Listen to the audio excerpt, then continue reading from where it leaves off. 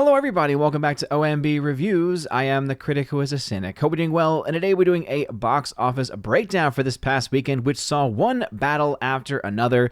The latest film from Warner Brothers, the latest Paul Thomas Anderson film starring Leonardo DiCaprio with an insane budget of, on average, $150 million. There have been some reports saying it's as high as $175 million, some reports saying it's as low as $130 million.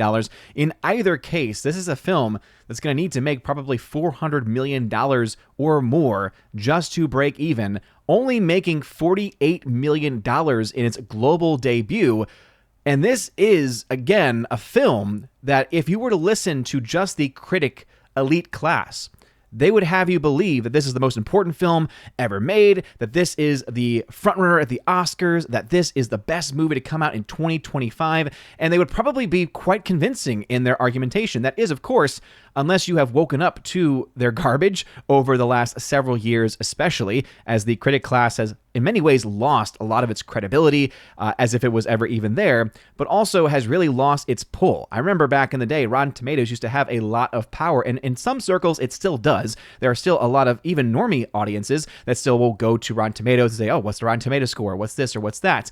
But I think a lot more people have kind of just woken up to the fact that the site itself is so broken that those scores really cannot be trusted in any way, and especially when you have a film like this, which, again, I'm so thankful to have people like Chris Gore and Alan Ng, the people over at Film Threat, and a lot of other independent creators, independent critics even, who are able to actually be honest about these things. Blaine from Criticlist, shout out to him. He has an amazing review of this film where he just lays it out all on the line about what this film actually tries to do. It may not actually come across this way from the trailer or even from just the name of the movie itself, but basically the film is an apologetic video towards Antifa.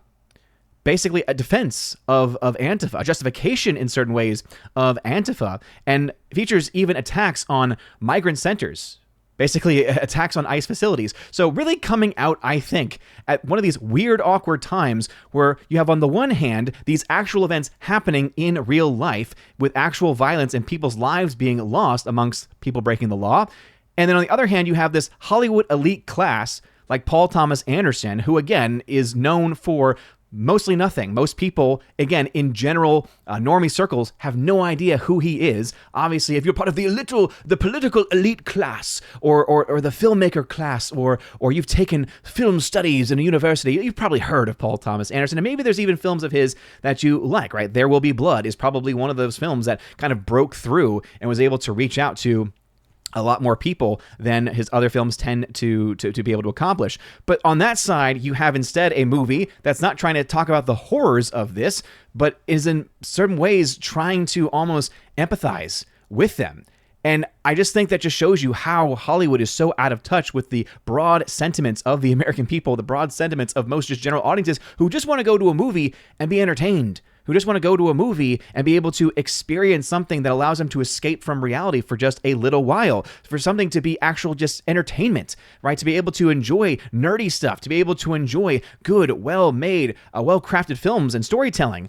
But no, instead, this is the number one film at the box office. But even with that being the case, it's yet a continuation of the fact that people are not going to the movies anymore. And probably, if we were just going to put our thinking caps on for a second, we would have to say, maybe it's because Hollywood, maybe you, Hollywood, are the reason why the box office is failing, why the box office continues to struggle week in and week out, why movie theaters continue to struggle week in and week out, because you continue to put out either just the same old garbled nonsense, as in the case of the MCU and Star Wars and even the DCU and everything else, or you're putting out the type of political hit pieces that continue to be perpetuated from one side of the political aisle that, again, might make your happy New York, West Coast, East Coast elites happy, and maybe people across the country who are, again, also a part of that political elite class, or at the very least the same political team as you.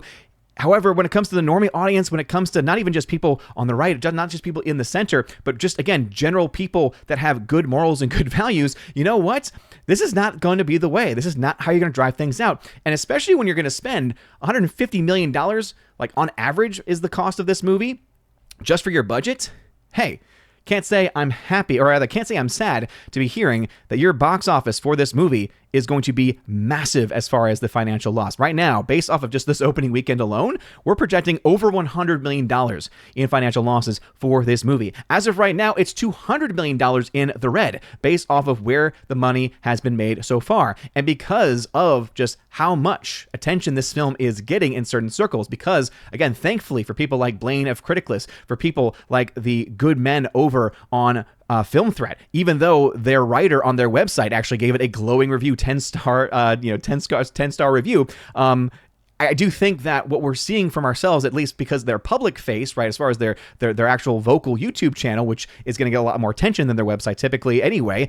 Yeah, I'm so happy that there are people who are actually willing to call this stuff out and be open and honest about it, because I think it's going to hopefully keep people away from supporting the type of dribble that continues to come out of Hollywood. So anyway, rant over for that moment. But yes, one about another. This is the new film from Paul Thomas Anderson, also from Leonardo DiCaprio, who is the star of this movie.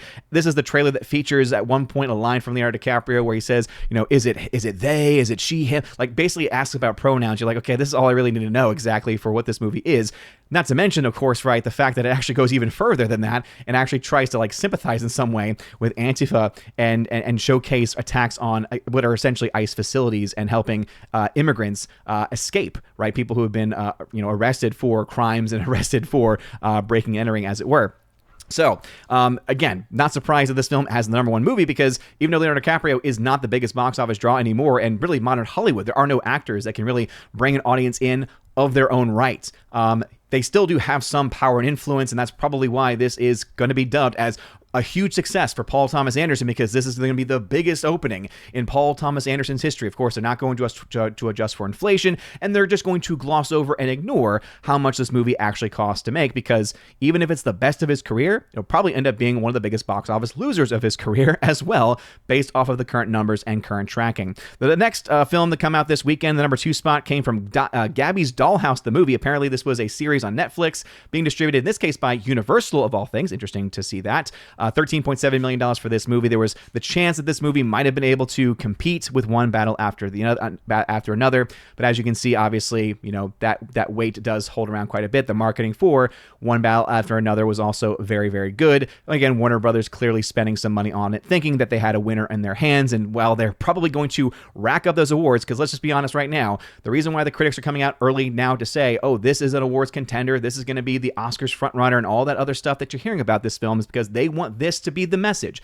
They want a film that they're going to be able to have speeches about, where they're going to be able to attack the current political regime. They're going to be able to attack everything going on with immigration, everything like that. It's going to be their political mouthpiece. This is what they do every single year. There's at least one film, usually more than that they actually try to go out of their way to support for that very reason, and that's exactly what's going on with this movie too. But hey, it looks like at least most people have kind of woken up to this fact and are, again, ignoring it mostly. And the fact that they spent as much money as they did means it really doesn't matter how well it does at this point, if it holds really well next weekend or not, because chances are probably not going to happen. Normally, regular audiences are probably just not going to show up to this movie. This opening weekend is not what they would probably hope for this kind of budget. Gabby's Dollhouse, though, was not able to compete. $13.7 million there, so we'll see exactly how that film does down the line, down the stretch. Demon Slayer, that's right, Demon Slayer, distributed by Sony Pictures, the Infinity Castle. This film dropped another 59%. This film is just basically donezo at the domestic box office, so it's making a little bit of money here and there. It has actually been winning the daily performances,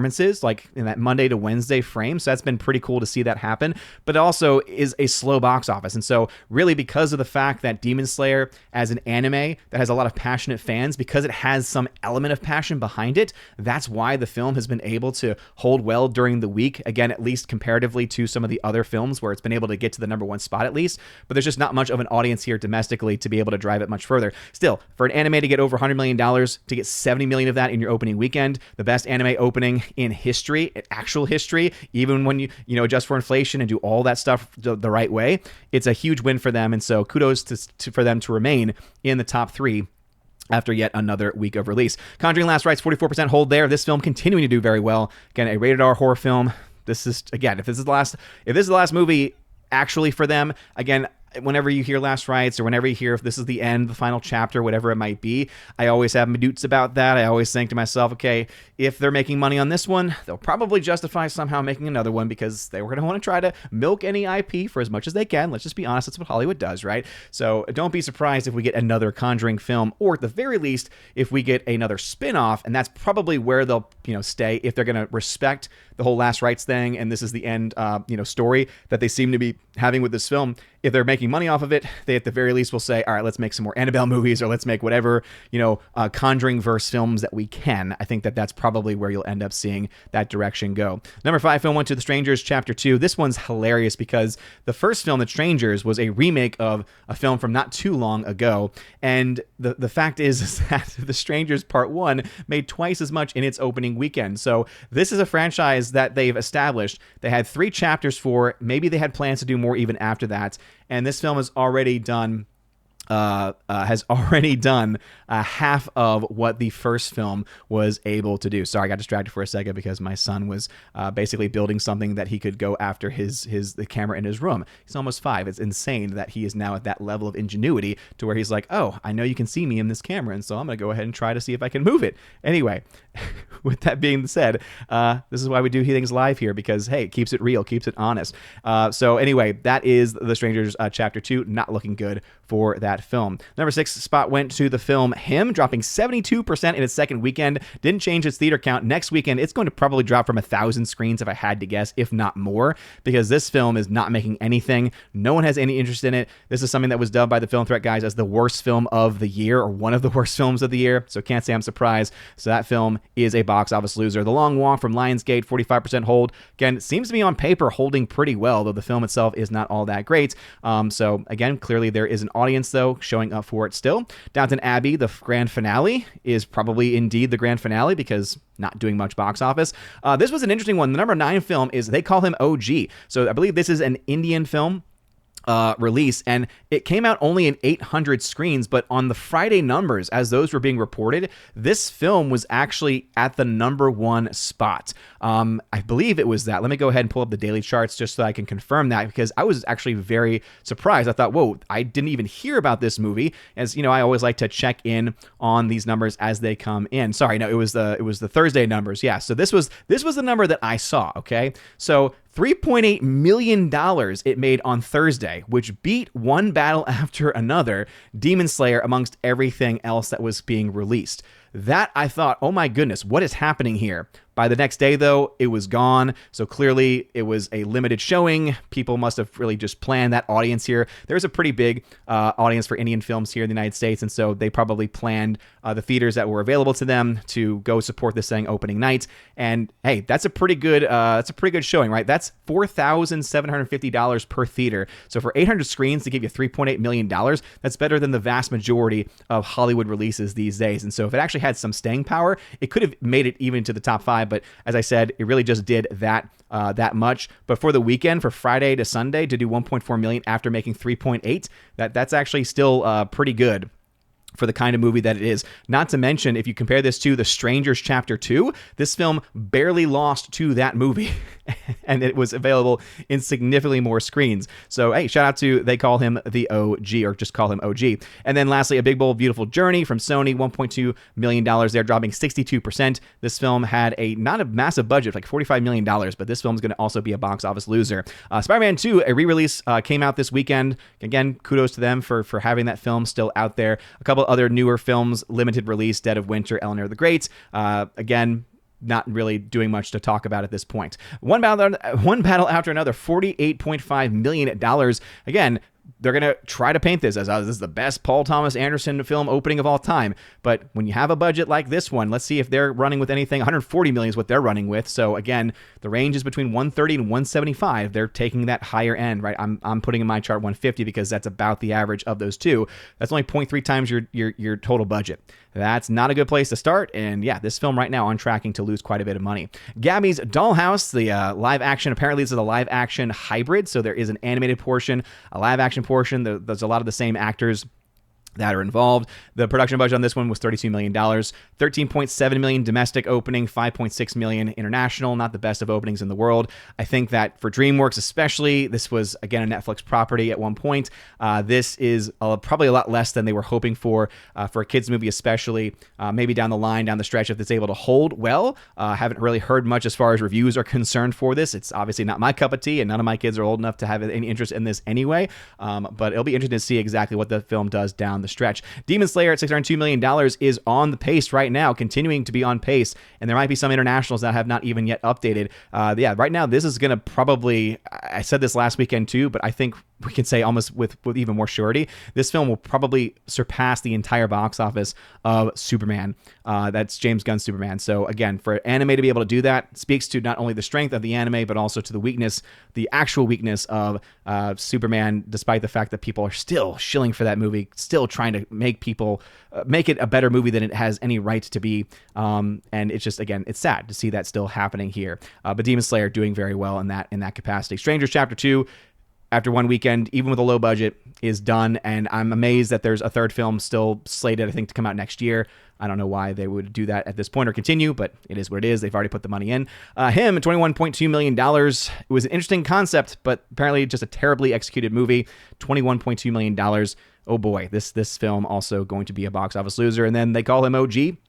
Just want to put that up there because I know some people may have had some interest in it, especially after that Thursday opening just being as impressive as it was. Going over to the charts because we love Chauncey on OMB Reviews just to wrap things up. Sorry if I was going on a little long today, but I did want to get that stuff about one battle after another in the beginning. But A Big Bold Beautiful Journey, after 2 weekends of release, has only made $14 million. And so because of that, it means we can project the film to make somewhere between $20 and $28 million by the end of its run. That's total global box office. So because of a $45 million budget, that means it's going to lose between $50 and $55 million. So more realistically, probably between $45 to $65 million, depending on the range there.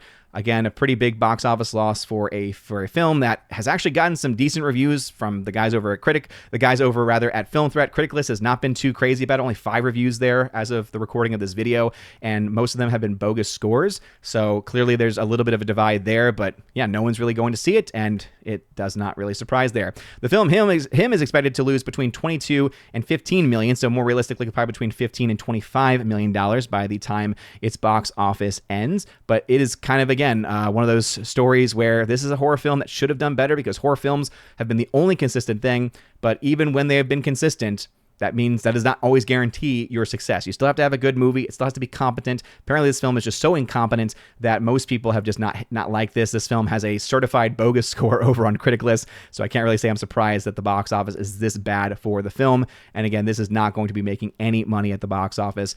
Total box office after 2 weeks is $21 million globally. $30 million to $42 million is the range for what this film likely will do by the end of its run. And with some final updates here, right? The Strangers Part 2 being only $5.9 million. The budget, very small, but this is just, even in of itself, not likely enough to be able to make its money back at the box office, even down the stretch. We'll follow it, but it's probably going to still end with being in the negative. It'll be able to make some money maybe after the fact on VOD or, however, other ways you can typically get some revenue sales. Maybe there'll be some Blu-ray, maybe some 4K sales. Probably not too many though. If I had to guess, I'd say VOD, or if it sells to a streaming service, maybe they'd be able to get something from that. But $9 million is still going to be a financial loss there. Gabby's Dollhouse, $38 million in the red. Again, not likely to make that up based off of what we're seeing right now. The big box office loser this weekend, of course, is going to be One Battle After Another. $206 million in the red because of its massive $150 million-ish budget at this point.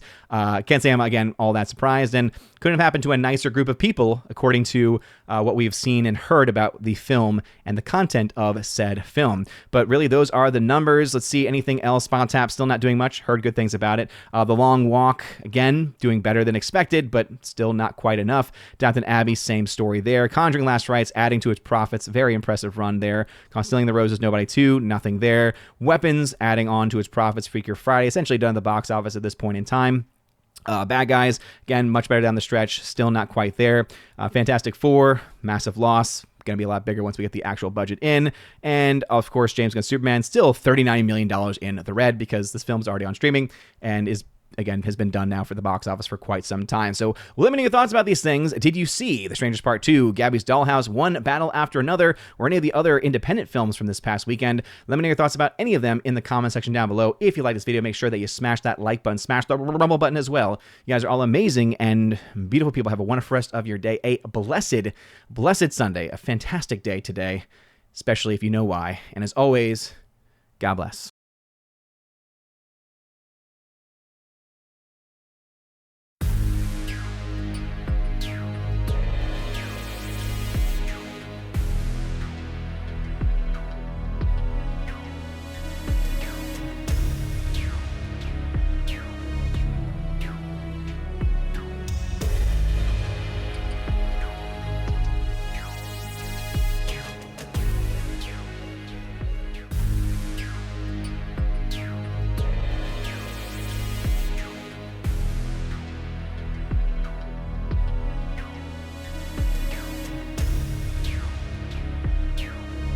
And now let me give a shout out to all of my Chosen of Valhalla members, starting off first with my Patreon members, Father Luca Illick, hail to you, Father, and also to Miss Mountain Muses. Check out her YouTube channel by the same name, Miss Mountain Muses. She is very lovely, great, awesome Catholic faith-based content over there. You'll also find over on Subscribestar my member Matt317. He is on Twitch with the same channel name, Matt317. Shout out to you, good sir. And also to a longtime member here, Mr. Roy, my Chosen of Valhalla member here on YouTube. Mr. Roy, thank you for always hanging out and for always being a part of this channel. It does mean a lot, as well as it does for all of my Chosen of Valhalla members. And if you want your name shouted out at the end of every live stream or video, or if you want it listed in that list that was playing just before, just now, check out the top link in the video description below. You'll find out how to get those types of shout outs at the end of every live stream and video. Not to mention, you get access to bonus video content and also access to a Discord server where there are a couple of channels on there where I do giveaways every single month. In fact, I do multiple giveaways every single month. I try to make it so that I'm giving away Blu-rays and 4Ks that make up at least 4 or 5 different giveaways. Sometimes I have to put them in all towards the very end because back in the school session, of course, now means that I'm going to be a little bit more delayed there. But I know that I'm about to put on right now a giveaway for the film Ballerina, the 4K steelbook of that. I've got a couple of copies there, so I'm going to be putting that available along with a bunch of other films that I have just, again, gotten piled up over the last couple of weeks. So if you want access to things like that, if you want access to a great community, you guys seriously are all amazing and beautiful. Have a wonderful rest of your day, and as always, God bless.